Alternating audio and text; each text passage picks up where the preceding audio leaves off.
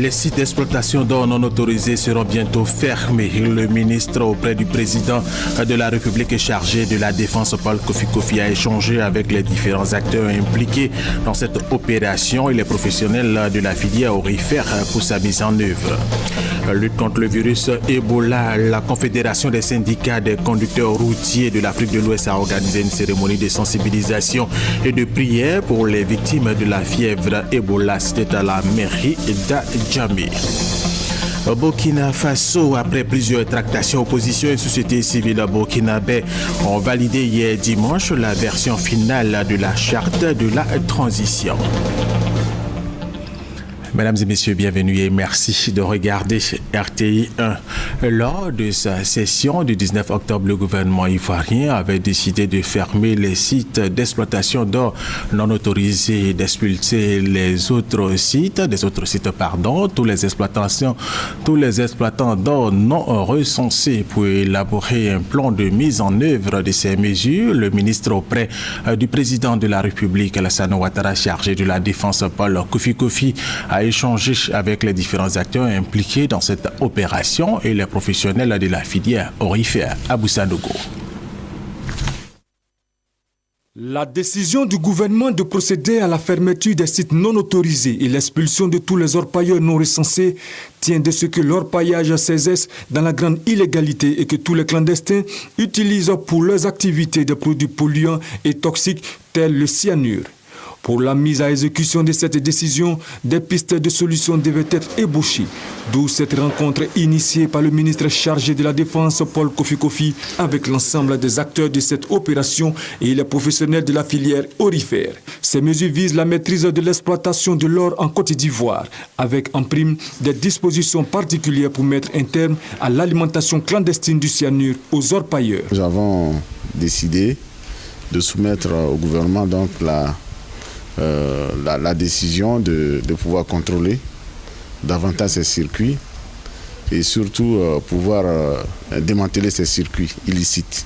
La deuxième grande mesure, c'est que nous avons demandé aux forces de se retrouver et de proposer dans les meilleurs jours un plan d'opération de déguerpissement de ces sites. Ce plan donc sera soumis au Conseil national de sécurité et le président de la République nous donnera donc ses instructions en la matière. Relativement aux premières opérations de déguerpissement des orpailleurs dans la région de Djokanou, Paul Kofi a informé que 15 d'entre eux qui ont tenté de revenir s'installer sur le site ont été immédiatement mis aux arrêts.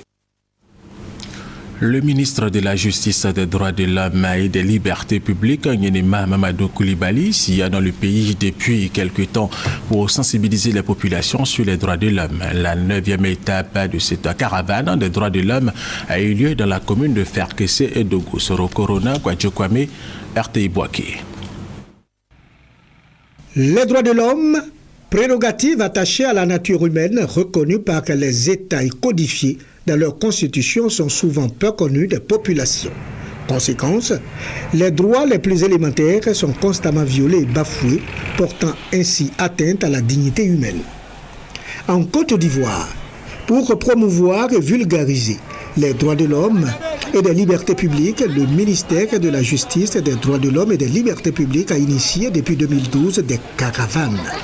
Ces caravanes visent à donner aux populations les informations nécessaires à la construction d'une société juste dans laquelle les droits de tous sont reconnus et respectés. La 9e étape de cette caravane des droits de l'homme a eu lieu dans la commune de Ferkességou.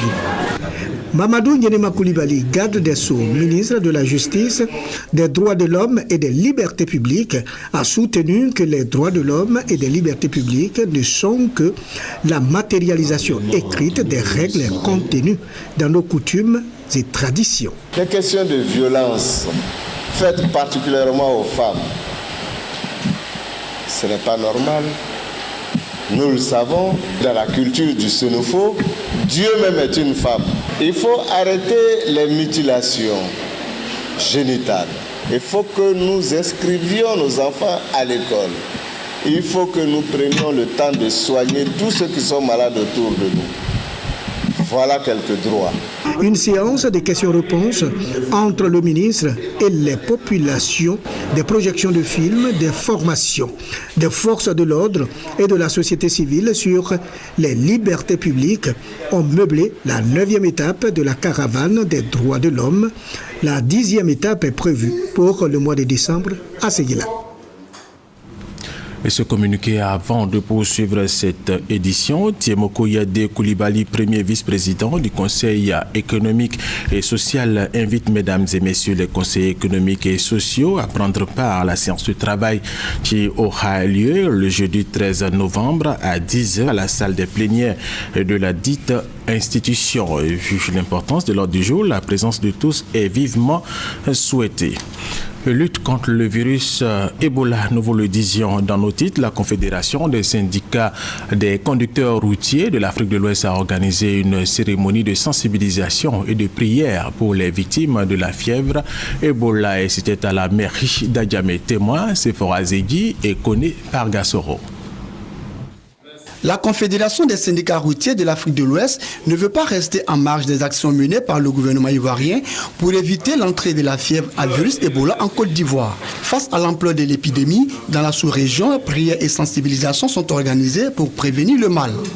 Si les États se mettent ensemble pour retourner sur Dieu, je pense bien que Dieu peut nous aider. Les participants à cette cérémonie entendent multiplier les prières en vue d'apporter leur soutien aux populations des pays touchés par le virus. Prier pour les autres pays, c'est une très bonne chose. Prier pour la Côte d'Ivoire encore, c'est excellent. Mais aller au-delà des prières et penser à des actions très fortes. Aujourd'hui, les besoins fondamentaux dans ces pays qui sont touchés par Ebola, c'est des besoins en personnes, ressources humaines, en personnel médical. C'est un peu ça les besoins. Et je pense que l'État de Côte d'Ivoire s'attelle à apporter une réponse à ce niveau. Amener les populations à comprendre d'abord l'importance du virus Ebola, mais surtout à prier pour que tous les pays qui sont touchés par le virus Ebola, et nos prières puissent porter vers ces pays-là pour que, ensemble, avec l'aide de Dieu, nous arrivions donc à combattre le virus Ebola. Chrétiens et musulmans ont uni leurs prières pour confier la Côte d'Ivoire au Tout-Puissant. Selon l'Organisation mondiale de la santé, OMS, environ 4900 personnes ont été tuées par le virus. En Côte d'Ivoire, aucun cas n'a encore été enregistré. Le ministère de l'Éducation nationale et de l'enseignement technique a reçu du matériel de lavage de mains d'une entreprise de la place. Objectif, renforcer les mesures de protection dans le milieu scolaire contre la fièvre Ebola. Serge Colliard. Ces produits de lavage des mains par friction ou au savon sont accompagnés de cahiers montrant comment les utiliser. Au ministère de l'Éducation nationale et de l'enseignement technique par une entreprise de production de la place. Ce don vise à renforcer les mesures de prévention dans le cadre de la lutte contre la fièvre hémorragique à virus Ebola dans le milieu scolaire. Le directeur de cabinet du ministère de l'Éducation nationale et de l'enseignement technique a salué ce geste qui vient, a-t-il indiqué, appuyer les actions du ministère sur le terrain. Si nous prenons les élèves, nous cumulons un effectif d'environ 4 500 000 personnes. Si nous ajoutons le personnel de tout genre, enseignants et d'encadrement, ça fait du monde. C'est pour cela qu'il est bon de saluer certes l'effort de la société Gandou, mais il est bien aussi d'exprimer l'exhaustivité de nos besoins pour que, en toute connaissance de cause, la société en tienne compte. L'entreprise donatrice entend poursuivre cette collaboration. C'est un premier geste, a indiqué son directeur marketing qui prévoit une tournée de sensibilisation dans les établissements scolaires d'Abidjan et de l'intérieur du pays. Sensibilisation toujours contre le virus Ebola. La représentante de l'UNICEF en Côte d'Ivoire et des responsables des ministères de la Santé, de la lutte contre le sida et de l'éducation nationale et de l'enseignement technique étaient à Toulepleu dans l'ouest de la Côte d'Ivoire pour sensibiliser élèves, enseignants et parents d'élèves sur l'épidémie à virus Ebola qui sévit au Libéria, en Guinée et en Sierra Leone. F. Boué.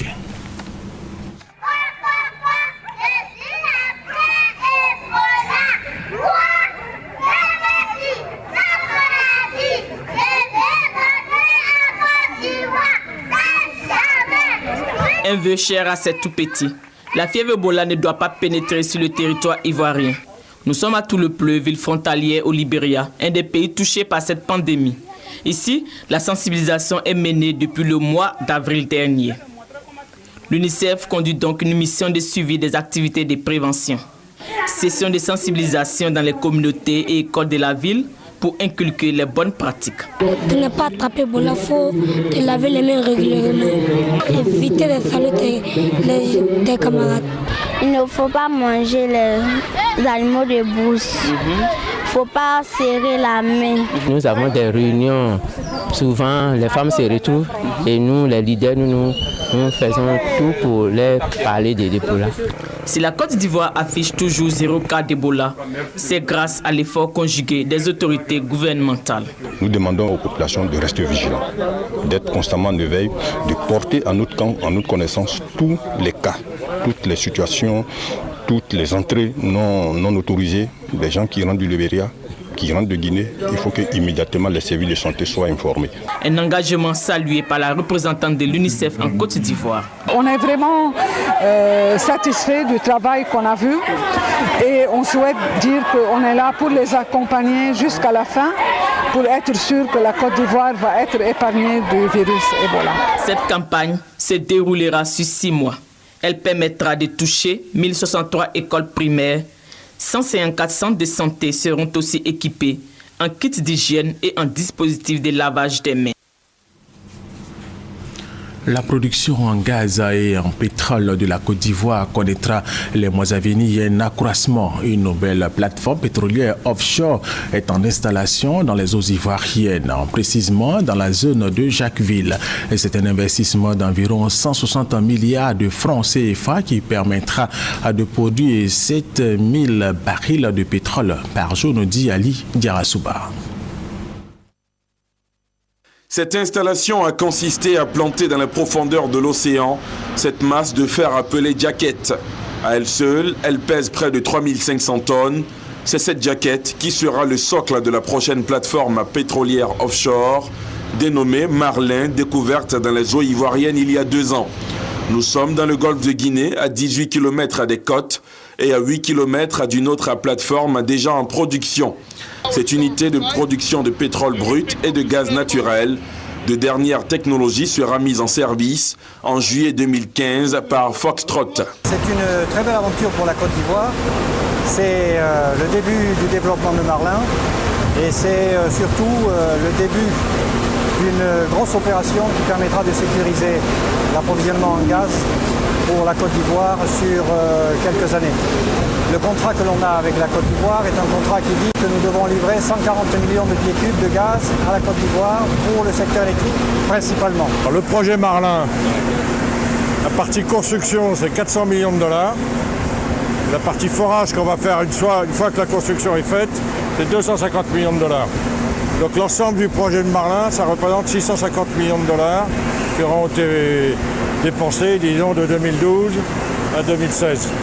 La capacité de production de la plateforme Marlin sera de 12 000 barils de pétrole brut par jour et 4,4 millions de mètres cubes de gaz naturel par jour. Elle est destinée à alimenter notamment en gaz naturel la centrale d'Azito, les compagnies ivoiriennes en charge de l'électricité et de l'énergie, ainsi que les centrales d'Agreco. Le Fonds des Nations Unies pour l'alimentation et l'agriculture, FAO, soutient le ministère des Ressources animales. Cet appui va permettre à la localité de Grand Lao de transformer ses produits halieutiques. Les détails avec Krascando.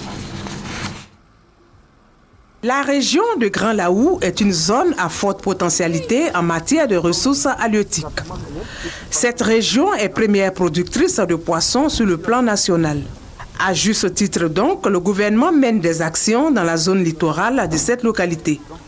Il s'agit notamment de la création d'un centre de pêche de plus de 13 milliards de francs CFA avec un port d'application comprenant 8 bateaux et un centre d'aquaculture pour l'élevage des crustacés. Et au premier trimestre de l'année 2015, des fours améliorés pour la transformation des produits halieutiques seront installés. L'initiative est du ministère des Ressources animales et halieutiques en partenariat avec l'Organisation des Nations Unies pour l'alimentation et l'agriculture FAO.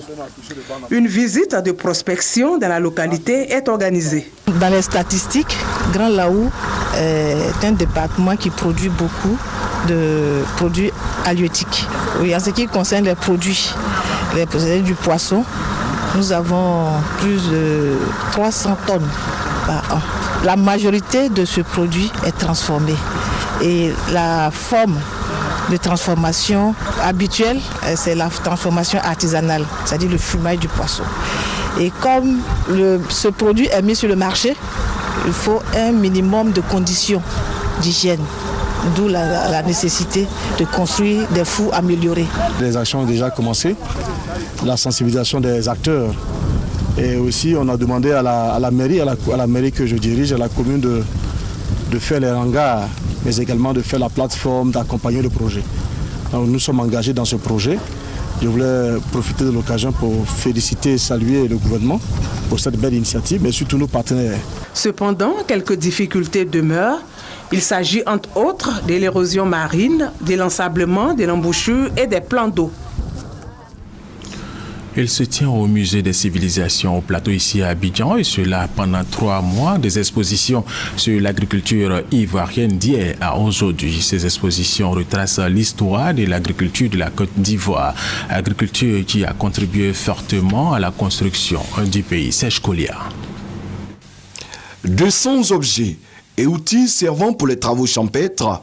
Une série de photos de Johanna Choumali fixant le quotidien des femmes rurales plonge le visiteur dans l'univers des grandes plantations et cultures agricoles. Agriculture, le monde agricole au musée. Un voyage historique qui marque une halte à chaque grande étape de l'évolution du travail du champ. Archéologie et histoire montrent les objets et outils d'hier à aujourd'hui. Le premier président de la République de Côte d'Ivoire, Feu Félix Houphouët-Boigny, y figure en bonne place, lui qui a été planteur et président du syndicat agricole africain. Agriculture au féminin est un hommage aux femmes qui jouent un rôle majeur dans la sémaille. Moment de labeur, instant de vie, esprit d'équipe, y sont notamment représentés. Autre tableau, les plantations villageoises. Il y a également les grandes surfaces cultivables, les plantations industrielles. Le monde agricole au musée pour le ministre de l'Agriculture, Mamadou Sangafoua Koulibaly, se veut une exposition éducative et instructive. Un regard sur le passé, sur la pénibilité des travaux, afin de relever le défi de la modernisation de l'agriculture ivoirienne. Pour le ministre de la Culture et de la Francophonie, Maurice Kwaku Bandaman, culture et agriculture vont de pair. L'une concerne les sémences de la terre, l'autre les sémences de l'esprit et du cœur. Quant à Pierre Billon, PCA de la structure initiatrice de cette exposition, Agriculture vient témoigner de l'attachement historique du groupe SIFCA à l'agriculture, pilier de l'économie ivoirienne. La directrice du musée des civilisations de Côte d'Ivoire, Sylvie Kassimeme, se félicite de cette exposition qui va durer jusqu'au 31 janvier 2015, soit 3 mois de découverte du riche patrimoine artistique et agricole de la Côte d'Ivoire.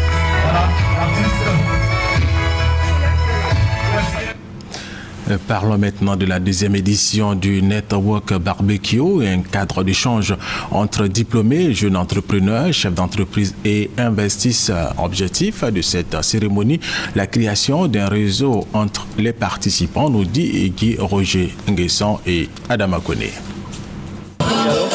Cadre singulier, ambiance festive, des invités mis en relation pour tisser des liens d'affaires en toute convivialité. C'est le Network Barbecue, plateforme de réseau et d'opportunités d'affaires. Ce que nous recherchons à travers ces soirées network, c'est de vraiment instaurer la culture du networking dans le quotidien des Ivoiriens. Nous voulons donner l'opportunité aux jeunes cadres diplômés de rencontrer des décideurs et des chefs d'entreprise qui sont eux à la recherche de la perle rare.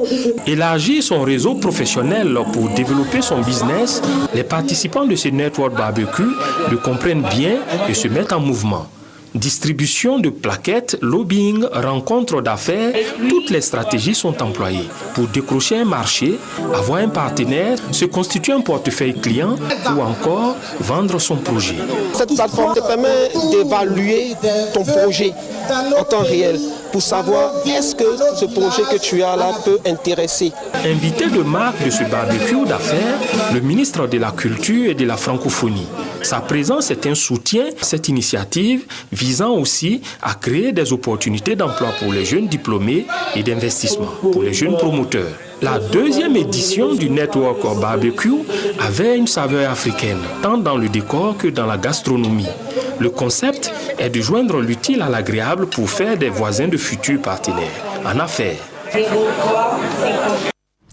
La coopérative Sabarikani vient de faire don d'une école de 3 classes et de kits scolaires aux planteurs du village de Nourlaï dans le département de Zougoubou. Les responsables de l'éducation nationale ont exprimé leur reconnaissance à la coopérative pour son geste. Thérèse Tapeyoboué.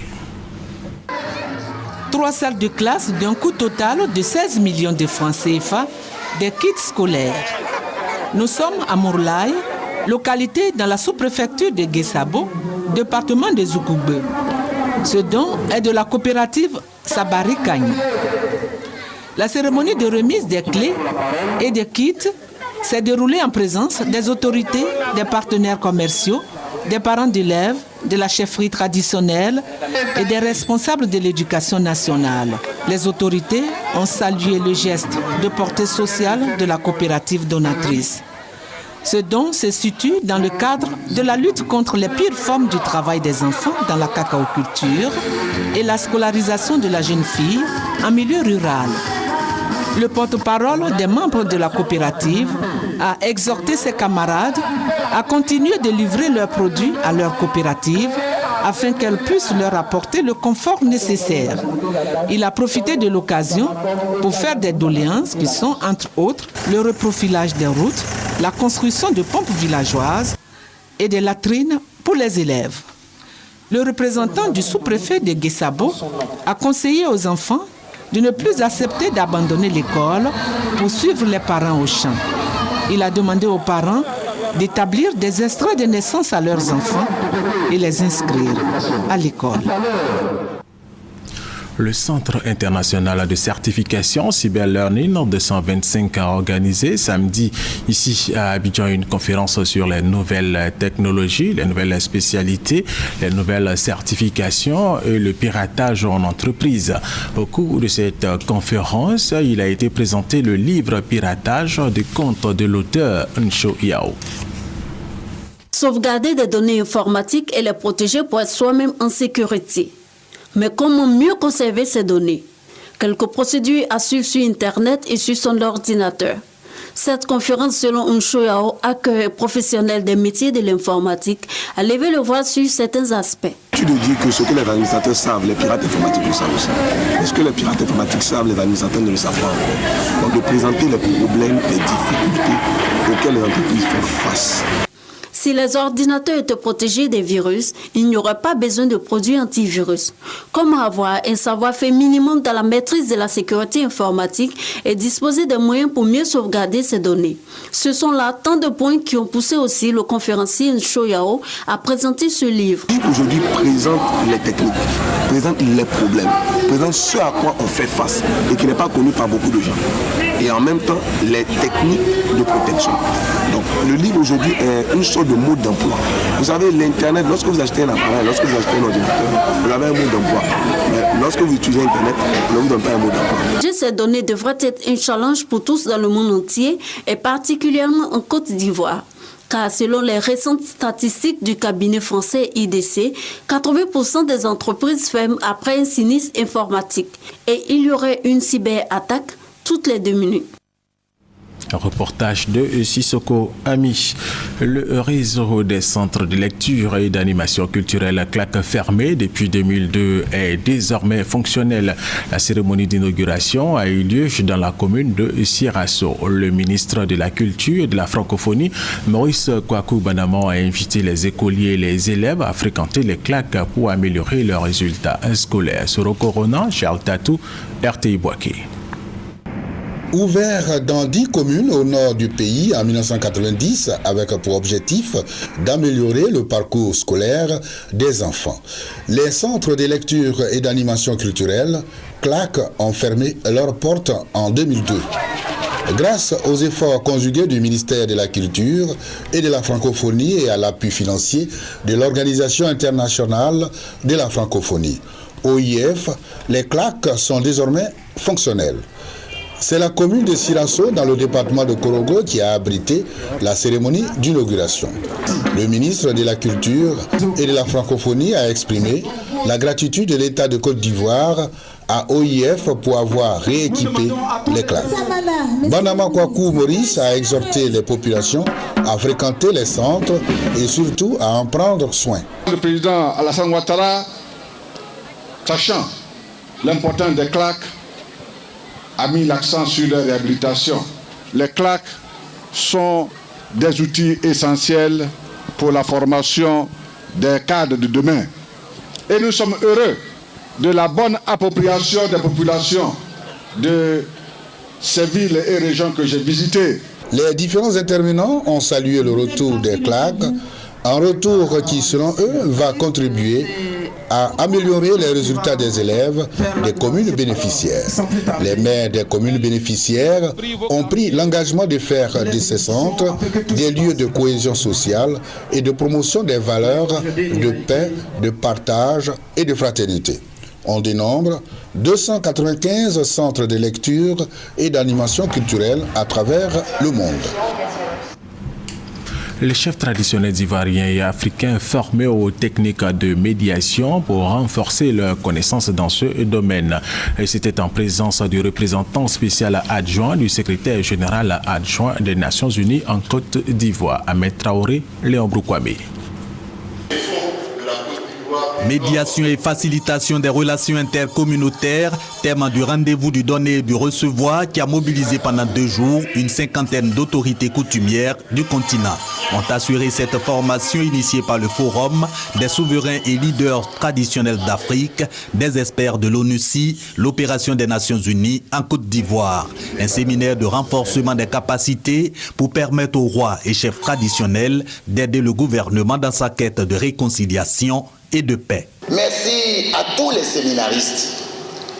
Merci à vous qui vous êtes déplacés. Nous voulons guérir la plaie, mais une plaie qui n'est pas politique. La plaie, c'est dans le peuple, c'est les grands groupes. C'est parmi ceux-là qu'il faut trouver des leaders qui pourront sauvegarder notre patrimoine commun, la Côte d'Ivoire. Part à ces échanges, au nom du président de l'Assemblée nationale Guillaume Soro, le député Frégo Basile a expliqué la finalité de la loi sur le statut des rois et chefs traditionnels pour le président Alassane Ouattara. Améliorer les conditions d'exercice de la fonction d'auxiliaire de l'administration pour une efficacité d'action des autorités coutumières. Une démarche bien comprise par les participants. Ils ont promis d'agir dans l'impartialité et hors de tout schéma politique.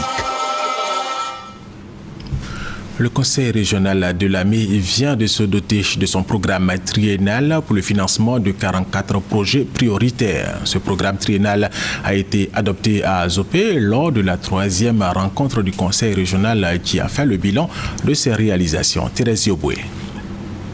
Extension de l'électrification du village de Bacon et d'Akoupé, l'acquisition de 2 groupes électrogènes pour l'hôpital de Yakassé à Tobrou et Bekofé, du matériel biomédical, la réhabilitation des centres de santé et maternité d'Andé, de Memni, d'Anapé, le pont de Membifon, la réhabilitation des locaux du Conseil régional sont entre autres les réalisations du Conseil régional en 2013.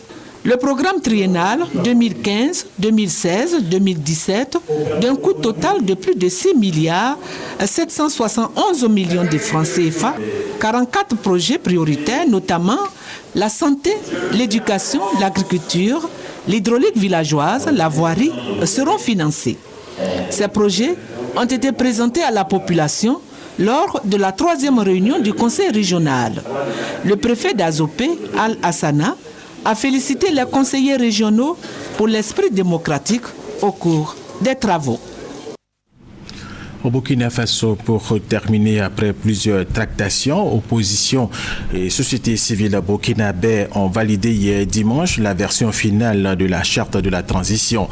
Il a été décidé, entre autres, que les députés de la transition pourraient se présenter aux élections présidentielles et législatives prévues en novembre 2015, tandis que le président et les membres du gouvernement de la transition seront exclus. La charte prévoit également un président civil, un gouvernement de 25 ministres et une assemblée de transition de 90 députés. Le texte adopté dimanche soir, hier donc, doit être transmis ce lundi aux autorités militaires pour examen. Fin de cette édition, merci de l'avoir suivi. L'information continue sur RTI 1.